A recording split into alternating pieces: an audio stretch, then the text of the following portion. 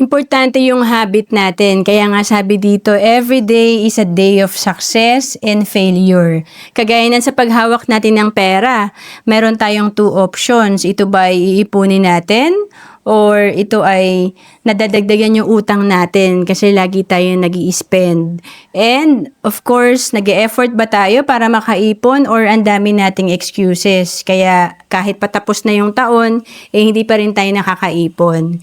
And of course, dahil sa tayo ay consistent sa pag-iipon, magiging successful din tayo kahit maliit lang yung iniipon natin. Unlike kapag tayo ay talagang nagko-compound ng utang, talagang magfe-fail tayo pagdating sa finances. Kaya nga dito makikita natin sa computation na kahit 20 pesos per day lang ang ating iniipon at kung ito ay nilalagay natin sa 4% sa loob ng 30 years, ito ay nasa 416,000.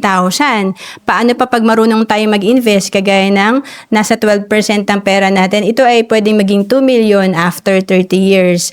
At paano pa pag mas malaki ang kaya nating ipunin, mas disiplinado tayo sa paghawak ng pera, 200 pesos per day ang iniipon natin at pag ito ay na-invest natin sa 12% per year ang kinikita, ang estimated nito or projected fund mo nasa 20 million after 30 years. Kaya again, sa pag-iipon, simulan natin ito, maliit man ang ating naiipon, ito rin ay magko-compound at lalaki pag tayo ay naging consistent sa pag-iipon. To know more about savings and investment, message mo lang ako sa Facebook or email mo ako sa roan.capistrano@gmail.com.